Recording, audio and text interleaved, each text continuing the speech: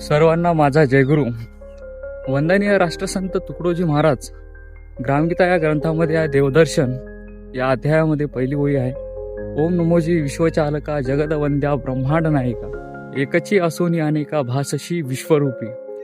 माझं नमन त्या विश्वचालकाला, त्या ब्रह्मांड नायकाला. आणि महाराज म्हणतात की एकच ब्रह्मांड नायक आहे, एकच विश्वाला चालवणारा आहे. आणि समाजामध्ये प्रत्येक माणूस हा वेगवेगळ्या दृष्टीने देवाला बघत असतो. कोणी विष्णूला, कोणी महादेवाला, ब्रह्माला, असे अनेक प्रकारचे काही आपण देव मानतो. संप्रदाय आपण लोकांनी त्याला भिन्न केलेला आहे. कारण ह्या जगाला चालवणारा फक्त एकच आहे, ते गुरुदेव.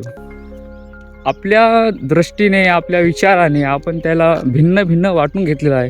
कोणी म्हणते महादेवाचा भक्त आहे, कोणी म्हणते विष्णूचा भक्त आहे, कोणी अल्लाचा भक्त आहे, कोणी बौद्धांचा भक्त आहे. हे अशा प्रकारचं अनेक माणसांनी देवांना वाटून घेतलेला आहे. माणसामध्ये, प्रत्येक वनस्पतीमध्ये, प्रत्येक जीवांमध्ये हा परमात्मा लपलेला आहे. तर या सगळ्यांना एवढंच सांगणं आहे की माणसाने माणसाकडे एक प्रेम भावनेनं बघितलं पाहिजे. आणि अशानंच हे ब्रह्मांड चालतो, हे जग चालतो. जय गुरु.